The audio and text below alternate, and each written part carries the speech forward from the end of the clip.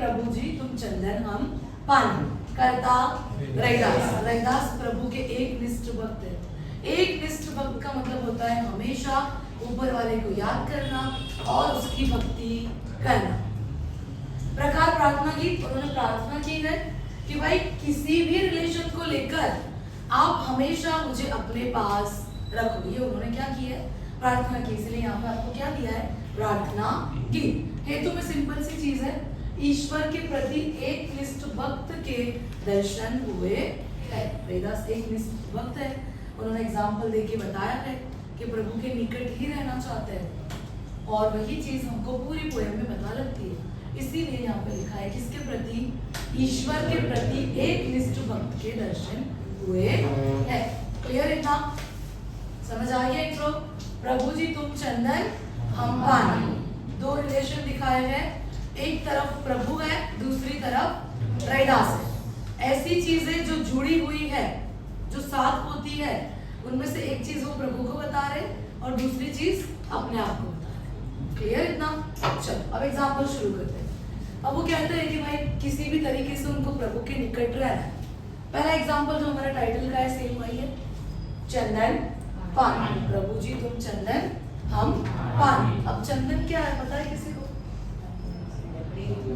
उत्तम प्रकार का लकड़ा है, ठीक है, जिसमें पानी डालकर उसको घिसते हैं ना तो उसमें से एक स्मेल भी निकलती है। अब जैसे ही चंदन के ऊपर पानी डालते हैं और वो लकड़े को घिसते हैं तो वो पानी में भी स्मेल आ जाती है चंदन की, ठीक है, और वो स्मेल भी कभी उसमें से निकलती नहीं है। इसीलिए यहाँ पर रैदास कह रहे हैं कि प्रभु आप क्या है? चंदन है और मैं कौन हूँ? पानी। तो मैं आपकी भक्ति करके आपकी जो खुशबू है, आपकी जो महक है, वो अपने अंदर समाना चाहता हूँ। क्लियर? फर्स्ट एग्जाम्पल चंदन और पानी। पानी चंदन में मिलता है तो चंदन के अंदर स्मेल आ जाती है। वैसे ही रैदास क्या कह रहे हैं कि वो प्रभु की भक्ति हमेशा करना चाहते हैं और भक्ति करके प्रभु रूपी जो महक है वो अपने अंदर समाना चाहते हैं। क्लियर? प्रभु कौन है? चंदन। रैदास अपने आप को क्या मान रहे हैं? पानी। और रैदास कौन है? भक्त। कैसे भक्त? एक निष्ठ भक्त, हमेशा ऊपर वाले की भक्ति करने वाले, हमेशा ईश्वर की भक्ति करने वाले हैं। क्लियर एकदम? चलो सेकंड एग्जांपल। प्रभु को वो बता रहे कि बादल है। बादल के लिए आपको और एक वर्ड दिया है घन। घन का मतलब भी होगा बादल। और सेकंड वो कह रहे कि वो मोर है। अब ये एग्जांपल कैसे भाई? तो काले काले बादलों को देखकर मोर क्या करता है? खुशी से नाचता है, मदमस्त होकर के भाई अब क्या होगा? बारिश आएगी, है ना? तो वही एग्जाम्पल वो अपने लिए ले रहे कि भगवान की भक्ति करके, ईश्वर की मूर्ति को देखकर, ईश्वर की पूजा कर कर उनको भी बहुत खुशी मिलती है और वो मदमस्त होकर नाचने लगते हैं। तो जिस प्रकार मोर बादल को देखकर खुश होता है, वैसे ही रैदास प्रभु को देखकर खुश होते हैं। इसीलिए सेकंड एग्जाम्पल आपको दिया है बादल और मोर। क्लियर? समझ आया? फर्स्ट सेकंड दोनों। थर्ड में वो कह रहे हैं कि भगवान जो है, प्रभु जो है, वो चांद है और वो अपने आप को एक बर्ड मान रहे हैं जिसका नाम चातक भी है और चकोर भी है। अब ये चातक नाम का जो बर्ड है, चकोर नाम का जो पक्षी है, वो रात में कहीं पर भी बैठा होता है ना तो वो लगातार चांद को देखता रहता है। इसीलिए उसको चकोर भी कहते हैं, क्योंकि वो कंटिन्यू किसको देखता रहता है? चांद को देखता रहता है, चकोर नाम का बर्ड। तो रैदास कंपेयर कर रहे हैं उसी चीज को कि भाई जब वो ईश्वर की भक्ति करते हैं, ईश्वर को पूजते हैं, तब जिस तरह से चकोर चांद को देखता रहता है उसका मन नहीं भरता, वैसे ही रैदास का भी मन ईश्वर की भक्ति से भरता नहीं। क्लियर? चांद चकोर समझ आया? ओके। नेक्स्ट है दीपक और बाती। ये तो बहुत इजी एग्जांपल है। दीपक मतलब दिया, ठीक है।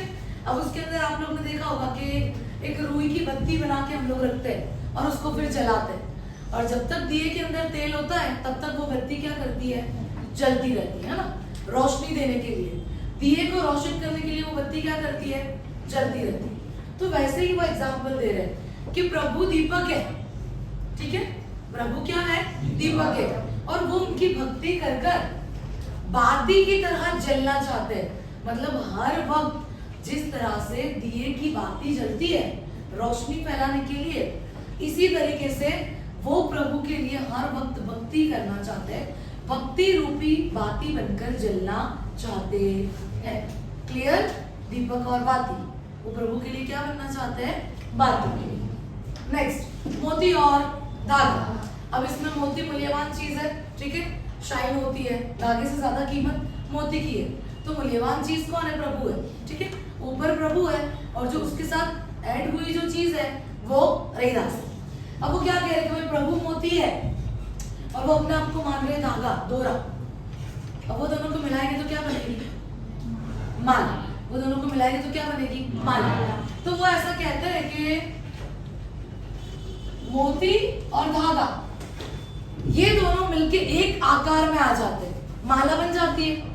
दो अलग अलग चीजें मिलके एक ही आकार हो जाते हैं, क्या बनती है? माला। अब मोती के साथ एक बार धागा जुड़ जाता है, धागा पिरो लगते हैं, फिर वो अलग होता है उससे? नहीं होता है। अब रैदास ने ये पोयम क्यों लिखी है? भगवान के करीब रहने के लिए। तो वो एग्जाम्पल दे रहे कि जिस तरीके से धागे में मोती पिरोते हैं तो धागा हमेशा मोती के साथ ही रहता है, उसके पास ही रहता है, वैसे ही वो किसके पास रहना चाहते हैं? ईश्वर के पास, प्रभु के पास रहना चाहते हैं। और मोती और धागा किसका प्रतीक है? एकाकार का। दोनों मिलके एक चीज बनाते हैं जिसको हम क्या बोलते हैं? मान, वरना कैंसर में आ सकता है। क्लियर? आगे बढ़े। नेक्स्ट, सोने पे सुहागा तुमने सुना है। अब गोल्ड की कोई चीज बन रही होती है तो ये सुहागा नाम का एक द्रव्य उसमें ऐड करते हैं, जो फिर कभी भी वो गोल्ड से अलग नहीं होता है, वो सोने से अलग उसको आप कभी भी नहीं कर सकते हो। तो सेम चीज है, निकट रहना है, पास रहना है। तो प्रभु को क्या कह रहे हैं? सोना कह रहे हो, अपने आप को क्या बता रहे हैं? सुहागा, कि एक बार सोने में सुहागा मिल जाता है उसके बाद वो कभी भी अलग होता नहीं। तो ऐसे वो भी ऊपर वाले की भक्ति कर रहे और वो कभी भी ऊपर वाले की भक्ति छोड़ना चाहते नहीं, वो कभी भी ऊपर वाले के नजदीक होके उनसे दूर होना चाहते नहीं। और लास्ट, प्रभु क्या है? स्वामी है, मालिक है, और रैदास जो भक्त है वो अपने आप को क्या मान रहा है? उनका दास मान रहा है। दास मतलब नौकर, सेवक, ठीक है? समझ आया? क्लियर?